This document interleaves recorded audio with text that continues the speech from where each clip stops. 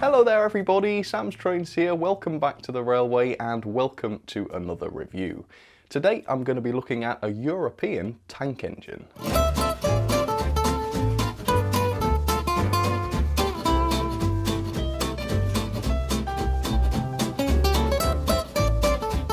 Rivarossi. I have featured models from Rivarossi a couple of times on this channel, but they have been the sort of old vintage models that Rivarossi of course are mainly known for. However, the brand still exists today. These days it is owned by Hornby, but you can still buy new models under the Rivarossi brand. And that is what I'm going to be doing today. So I picked up this, and this is known as the S100 locomotive. It's a small 060 tank engine. It looks pretty nice online when I was looking at this. And this model came from the Rivarossi part of Hornby's website, and if I show you the page, you can see how expensive this is at its normal price. The RRP is £156.99.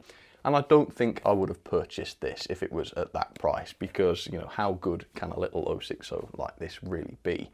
However, as you can see at the moment, these are quite significantly reduced down to £117.74, which is still very expensive for a small 060 tank engine. At that price, I would very much expect this to be top of the range. But at least now the price is somewhat low enough so that I feel like I can buy one and do a video on it. So should be really interesting. This is going to be my first modern Rivarossi locomotive. Don't know what the contemporary models from Rivarossi are like. I've got absolutely no idea. So let's find out together. Let's see what this is like and let's find out whether this is worth the money. Okay, let's take a look. So, as we've discovered on this channel quite a few times now, European models can be quite expensive. And in the comments, people sort of explain this to me by saying European models are quite expensive. Full stop. That's it. That's the reason. They're expensive because that's the way European models are. Now, that's fine. Obviously, some models are expensive, but to me, that is not an explanation. That's not a full stop. It's fine that some models are quite expensive, but here on this channel, if a model costs a lot of money, it needs to meet a certain standard. And that's true whether a loco comes from UK, whether it comes from Europe, whether it comes from America, whether it comes from Japan. I don't care where it comes from.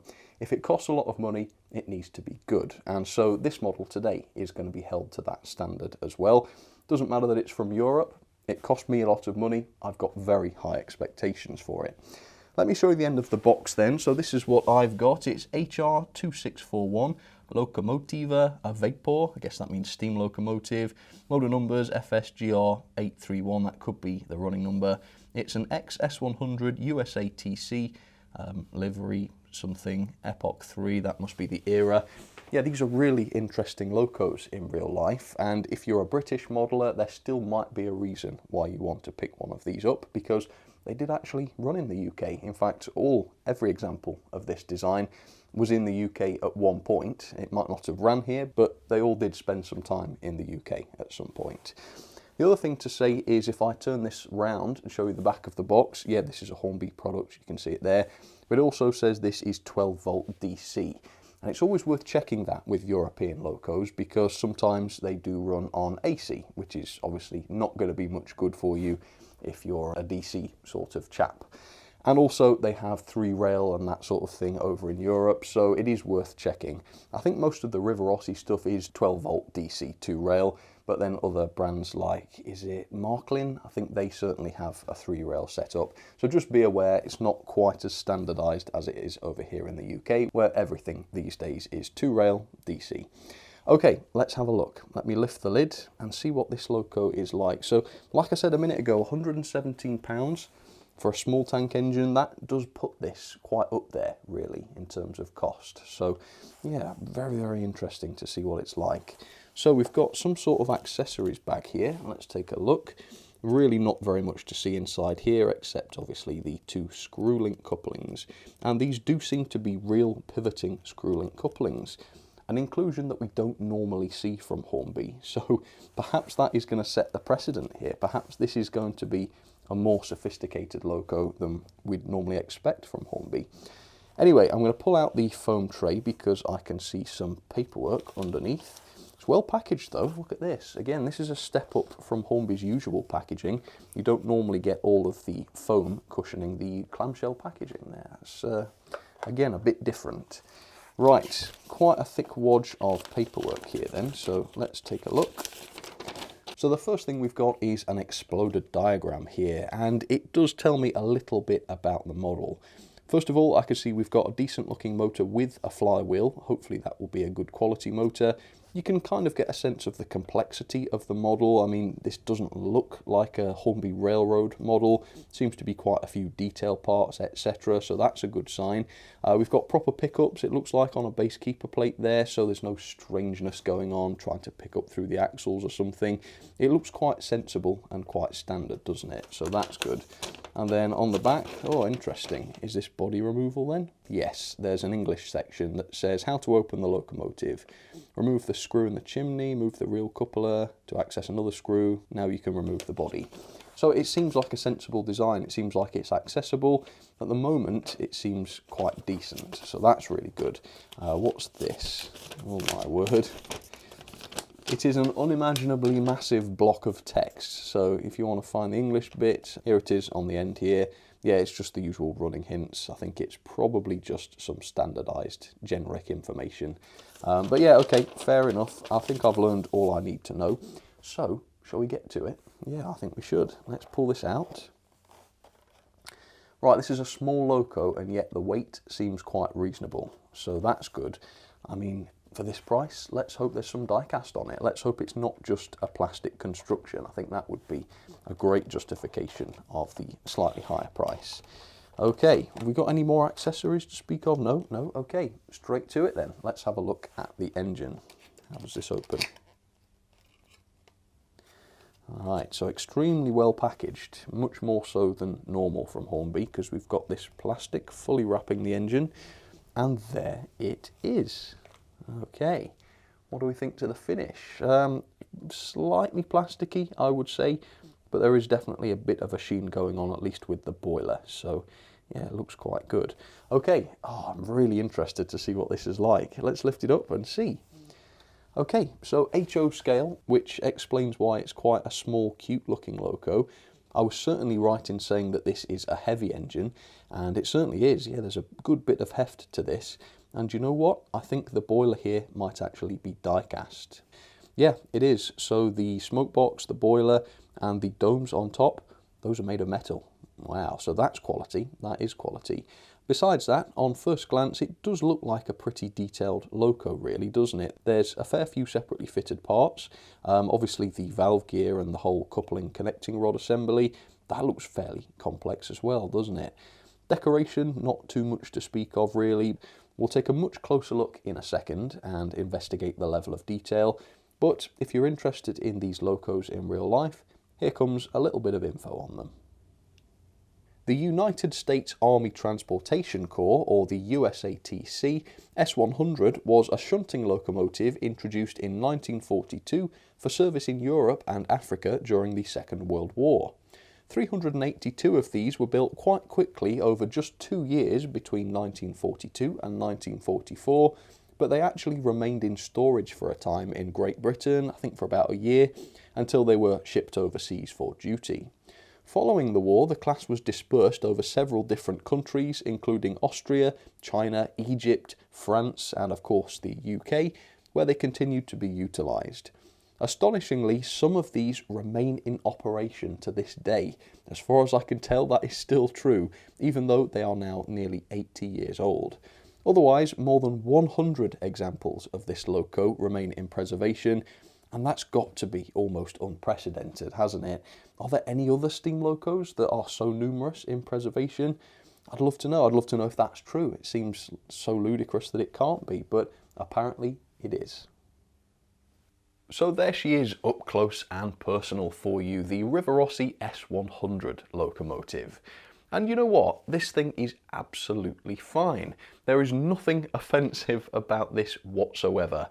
The level of detail is okay, and the quality is okay as well. However, the asking price makes no sense. I know I sound like a broken record, you could probably see it coming, But yeah, £156.99 is neither appropriate or reasonable for a model of this kind. Obviously, I've been doing this a really long time. I can quite easily tell when a locomotive is overpriced and when a locomotive needs to be that little bit more expensive because of complexities in the model, etc, etc. And this is not one of those locomotives. This is a relatively simple model. The level of detail is adequate but not outstanding, and the quality of the model is adequate but not outstanding. For instance, why have we got all this plastic work on the valve gear here? I mean, they're literally using metal and plastic interchangeably on the various different rods, and it looks terrible. It really does. The plastic is just clearly plastic.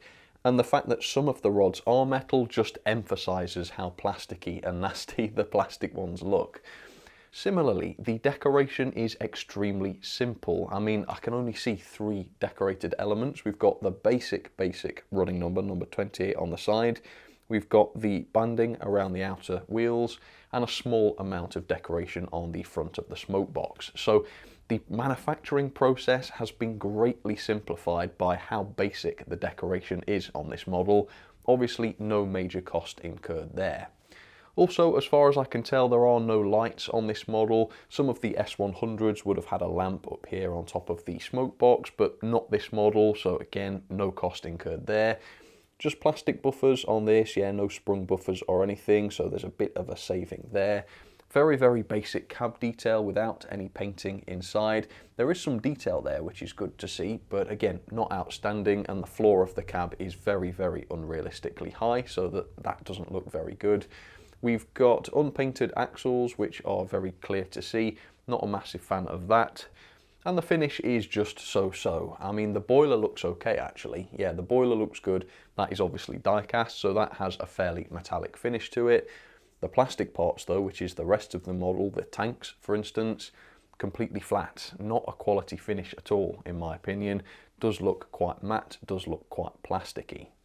So for me, this is a sub £100 model. And I think even I overpaid for this at £117.74, because many times I have purchased a far better locomotive than this for about that amount of money. However, some of the details and some of the features are quite decent. For instance, we do have a lot of the separately fitted metal handrails, which do have the chrome finish to them. I do quite like that. It sort of spruces up an otherwise quite basic and anonymous looking livery, so that's fine. We do have what look like metal safety valves in this dome here.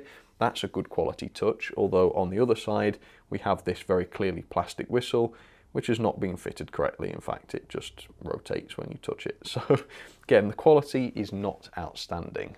I am quite intrigued by the crank pins. I mean, this is not a Hornby design, is it? You can tell that another team was probably responsible for the design of this. So instead of crank pins, you've got these little screws which set into the coupling rod, which makes for a very, very low relief crank pin. Not that realistic, I suppose, because you can clearly see the screw head, but I think it's better than the H10 X nut or whatever it is that you'd normally see on a Hornby loco. And as a result, the coupling rods are extremely fine, which is good to see. The underframe detail is also very complex. You can see there's a lot of pipe work here, which is very impressive. And you can even see the brake mechanism here. There's a cylinder which actuates the brake rigging.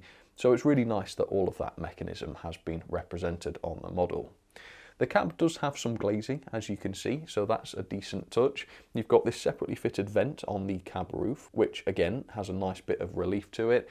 And then the rear-facing windows have a very realistic looking grille fitted to them, so the level of detail in some places is fine.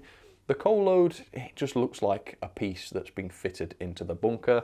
It doesn't look like real coal that's just sitting in there. Yeah, it's just not a particularly good fit, not that realistic looking, but I guess it's nice that there's a coal load included, and it does look removable, doesn't it? Apart from that, we've got the European style coupling. This is NEM, and it's also kinematic, as you can see. So yeah, that's quite good, and the motion on it is extremely smooth, it has to be said. So I'll be very surprised if that causes any problems. So yeah, it's a nice enough model. It looks fine, doesn't it? The finish isn't great, the level of detail is not astonishing, the quality isn't amazing. Had this been priced right, I would say, you know, it's a great budget model. It's got a bit of die-cast on it, that's quality. The weight isn't bad, it weighs in at 146 grams, which is a little bit more than the Hornby 060 Sentinel, so the weight for such a small loco I think seems absolutely fine. Yeah, the thing is, it's just not outstanding, and at the price I paid, and certainly at the RRP, that's what you would expect, isn't it? You'd expect something a bit special, and in fact we've got something that is just very, very average, but not necessarily in a bad way. Okay, so that's it. We'll leave the level of detail there. Next, we're going to take a look at the mechanism and of course investigate how this loco performs. Should be interesting, stay tuned. So there she is, the little tiny Rivarossi S100 down onto the track, and I've already filmed the first performance test, so no spoilers, I'll show you that in just a second. Next though, I want to talk a little bit about the mechanism, and honestly, this whole section was a very pleasant surprise. So first things first, a lot of people say that all European, or perhaps most European locos have rubber traction tyres. Well, thankfully not this one. We have all metal on every axle, and that's because there's a reasonable amount of weight in this loco, and so a traction tyre hasn't had to be used instead of that good weight. In terms of serviceability, the base keeper plate is removable via some screws, although the brake rigging has to be removed, which is a little bit frustrating. And in fact, the whole base keeper scenario is quite frustrating because first of all, it is hardwired, there's no spring-loaded contacts, so you can't pull the base keeper all the way out. And then the couplings are not held in properly. There's just a couple of springs which hold them in place, and all you have to do when the base is off is touch them, and they ping off and come away, and it's really difficult and awkward to get them back in place, and it's even more difficult to get them to stay in place while you replace the base keeper plate, and then the pickups are all over the place, and you've got to try and guide them back in. It was a little bit fiddly, I have to say. However, there are proper turned metal bearings on the driving axles, which is awesome. The centre axle has a bit of springing to it, as you can see, and there's also these little spongy things fitted to the axles, which provide some sort of damping. Guess that would reduce vibration. Not a big fan of that though, because obviously if they stick to the axles, it's just going to upset the performance. And then the pickups, we've got wiper pickups, but the centre wheels have two pickups going to them, so it should be extra reliable, which I really like. And the other observation is that there is a brass gear on the driving axle there. Very rare to see that, so quite good quality, I suppose. And then removing the body is quite easy. It reveals this really quite remarkable chassis design where there is a 5-pole motor. Yes, I was able to count the poles, plus a flywheel, which is another great quality feature. And then you have got what looks like a 6-pin DCC socket on a circuit board with a fair bit of space in which you could fit a decoder if you wanted to. And then finally we have the back-to-back gauging, which came in at 14.2mm fairly reliably, which is about in line with other locos. So the mechanism's okay. I wish it was a little bit easier to service, but the body removal is absolutely fine. So generally speaking, for such a small loco, the mechanism is fine. However, it was so expensive that there's really no other way for the mechanism to be, is there? Anyway, performance time. Let me show you how that went. So at this point, I really have nothing to say because I simply don't know what to expect. At this point, you've seen the mechanism, all being well, so you've probably got some idea how this is going to go. But for me, I haven't filmed that bit yet. I have absolutely no idea what the features of this mechanism are, and so I can't predict how this is going to run. So very interested to see. Let's give this a test and let's see what it's like. So here we go, forwards direction. Does the loco run? Here we go. Oh yeah, it's moved off really smoothly actually. I do know that this has a flywheel, and yeah, I think the performance kind of reflects that because it is very smooth. How's the gearing and the speed then? Let's run past at 50. Are you ready? So half speed. Yeah, I've got to say, this is no pocket rocket, is it? No, that's very controlled and sensible, I would say. Yeah, decent speed. And let me cut the power in front of you. Let's go back. Because I'm definitely getting some sort of flywheel action, which is quite good. Ready, cut power. Yeah, notice that the wheels don't lock up. So, yeah, it's quite a small loco. reasonably impressed that they've managed to get a flywheel in there. It's, I guess it's a lesson for other manufacturers. So clearly this has not been running yet. It's done about 30 seconds running total, but straight out of the box, what is the quality of the crawl like? Let's have a look. I'm going to ease it up very gently. See if I can guess whether it's a 3 or a 5-pole motor. I might not know, I might not be able to figure it out. Okay, well, that's pretty darn good. I would have to say that's a 5-pole motor because the control there is astonishing. It is a little bit coggy at that slow speed, but nevertheless, what a crawl. Let's see if we can get it backwards. Any better or worse in reverse? Easing up. Still pretty good.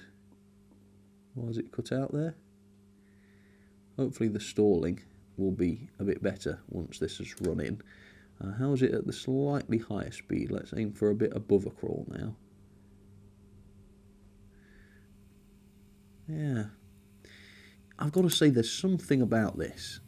I think it must be the valve gear and the coupling rods. Just looks extremely pleasing as it runs along. I'm getting a sense of weight from those coupling rods and such.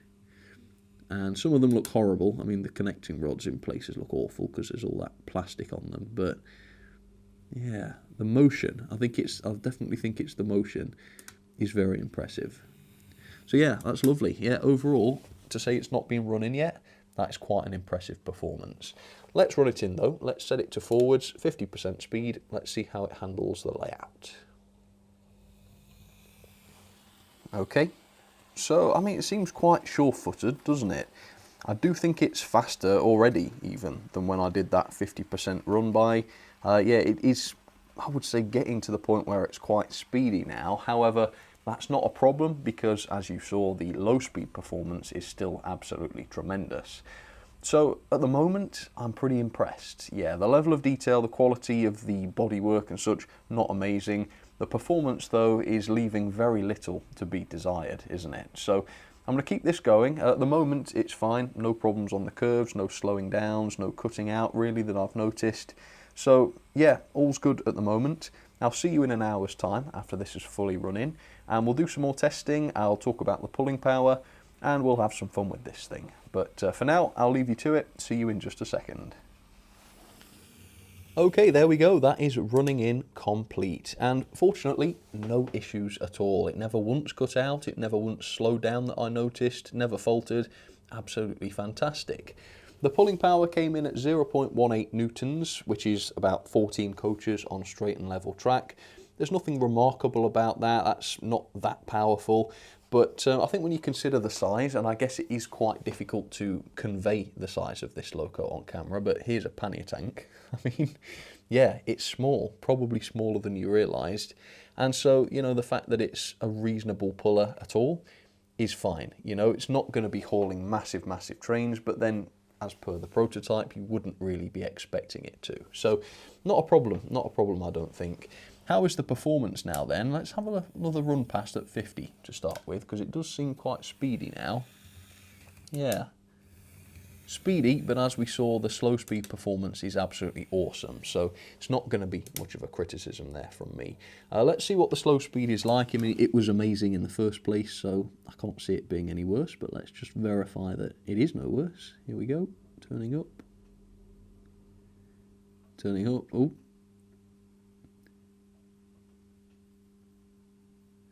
That's still pretty good. So, I mean, it's not 100% smooth at this speed, but it's damn near to perfect. Let's accelerate, and it's pretty smooth at these speeds as well.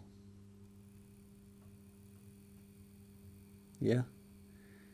Awesome. And there seems to be a fair bit of torque there as well, if I put my fingers in front. Yeah, it does keep turning its wheels, it doesn't lock up. It slows down a little bit, but that's fair enough, I think. So yeah, it's a good performer. It's a really good performer, and I love that flywheel action. Let's get that again. Ready? Yeah, it's nice. Okay, so in terms of a haulage test then, I've set up this rake of European wagons because they all have compatible couplings. So let's reverse and let's go couple to them. Here we go. Let's try and do a gradual start. Yeah, there we go. Okay, keep it steady. Oh, have I stopped a bit soon? Ah, okay. So, which coupling was to blame for that? Shall we just try again? Yeah, I think we'll just try again. Here we go. Yeah, no, it's not going. I think what I have just noticed is that you see these couplings, they're sort of sprung so that these don't want to go up.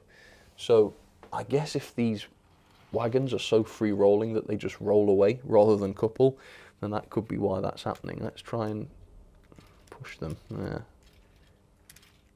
Oh, we got it now. So yeah, not a perfect engagement. I guess I should try some other piece of rolling stock. Let's try another one of these wagons. Let's just try another one just for comparison. Okay, yeah, so that just crashes into it. Let's try the front end. Oh, well, that one got it. Okay, so the couplings are a little bit iffy, but yeah. I guess the Rivarossi coupling is a little bit high then. Yes, that's what I'll say, because that's two different wagons and it did exactly the same thing with them. So yeah, a little bit high on the coupling, but once they're together, it does seem to work okay. All right, off we go then. Let's move. Here we go. Let's focus. Here we go. So there we go. That's at 40 speed, and I reckon that's plenty. Elsewhere on the layout, don't forget to see which other 060s you can spot. On the middle line though, I've got another sort of American looking tank engine. This is the Bachmann USA dock tank. Similar sort of story. These were built in the States, I understand, and then brought over to the UK. So she's got some ambulance coaches. I mean, those are World War I coaches technically, but still war related, so I'm going to run them. And then on the inside line, we've got another loco with its roots in the European territory. This is the Baracaldo loco, I guess. I think that's the one it was. I think Spanish, so not quite the same as today's loco, but it has its connections. So at long last, I think we have found an aspect of this model which reflects that absurdly high price tag. And that aspect is, of course, the performance. Yeah, it's hard to ask much more than this from any loco. And obviously the reason is because a truly quality mechanism has been implemented here. Those bearings, the 5-pole motor, the flywheel, I mean, it's just paid off, hasn't it? It shows through in the performance, and that's really good to see.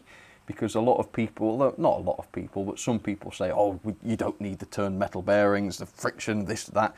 No, a loco with turned metal bearings and beyond that, a good quality mechanism does run better than a loco with a poorer quality mechanism. We've seen that time and time again, and this is just yet another example of exactly that. And yeah, it's great to see. It really is good to see a loco running this well. Overall then, quite an interesting model really, not one that I'd really heard of before I saw this one for sale. Certainly not that impressive in terms of its features. I mean, it doesn't have lights or anything like that.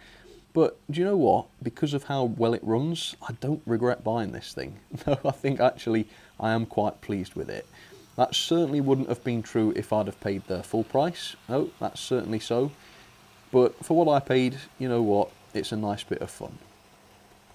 Time for some ratings then on the Rivarossi S100 from Hornby. The level of detail I've decided to give 3-star. There are one or two things about this model that I really like. The high shine handrails are good, the underframe detail, the brake rigging and the pipework and such, all that looks fine. In places the finish is quite good as well. However, the cab detail is very lackluster, there's no sprung buffers or anything like that. Very basic decoration, and the finish of the plastic work isn't the best. Oh, and I also don't like those plastic parts of the valve gear either. Looks very cheap and nasty. The performance though I cannot fault. It is such a good runner, this. The flywheel makes it really nice and smooth, the low speed performance is excellent, and there's a really good range of speeds on this loco as well. Definitely an easy 5-star. The pulling power isn't too bad, 14 coaches or 0.18 newtons. That's about the same as the Rapido J70 or the Bachmann 1P, both similarly sized locos, so I don't think that's much of an issue, and I am glad that the loco doesn't use traction tyres, so we can, I think, forgive it that. The mechanism is generally absolutely fantastic. We've got proper turned metal bearings on the driving wheels, multiple pickups, and even the centre wheels have extra pickups on them, which is awesome. Brass driving gear, 5-pole motor, flywheel, nice access for DCC fitting. It's very good. The only thing I didn't like was how fiddly the access to the base keeper plate was for maintenance. I like to clean pickups and axles from time to time just to maintain the performance, and unfortunately the way the couplings were dropping out and the way the brake rigging had to be removed, and the fact that the pickups were hardwired and not spring loaded just made that a lot fiddlier than it ought to have been. But apart from that, I'm only going to knock off a star for it because it was great. The quality similarly isn't too bad. I've given this 4 star. I do really like the way this was put together. The build quality was pretty high, and I love the die-cast boiler and the smoke box. I think that is a feature that we should always see on locos of this price. However, quite plasticky besides that. Yeah, the tanks, the cab, very plasticky finish. And then you've got details such as that whistle, which were just not fitted properly and they were left to swivel round. So it can't get 5 star, but generally the quality's not too bad. The value for money then, the price I paid, £117.74, isn't terrible. It's kind of middle of the road. I'd probably give it 3 star. The RRP though is just ludicrous, £156.99 for this. That's what, £4 off the Accurascale Deltic. It's absolutely ludicrous. What a complete rip-off. So 2 star, I've split the difference, and that gives us an overall score of 6.87 out of 10. Slightly disappointing, but mostly let down by the value for money. Let's put it into the logbook, and it is 27th place above the Gladstone and below the Lilliput B3/4. Yeah, it's okay, to be honest. If you really want an S100, there's nothing wrong with this, but I certainly wouldn't recommend paying anywhere close to the full price. Well folks, that will just about do it for this review. I really hope you enjoyed seeing something from Rivarossi. That is, well, it's definitely a first in that I've never reviewed a new modern Rivarossi loco before. So that's been absolutely awesome. I hope you enjoyed seeing something European. Yeah, it's nice to see what sort of standard of model you would get if you buy from a European brand, so that's been very interesting. And frankly, it's left me wanting more. So if you've got any European locos in mind, which you think would be cool for me to look at on the channel, do comment them down below, let me know, and I'll certainly look into it. But for now, I hope you've enjoyed this as much as I have. I hope this has been a bit of an eye-opener for you as to what Rivarossi models are like. And I do have another one. So yeah, if you want to see that, again, comment down below and I'll do that one soon too. For now though, thank you for watching and I will catch you very, very soon. All right, cheers everybody.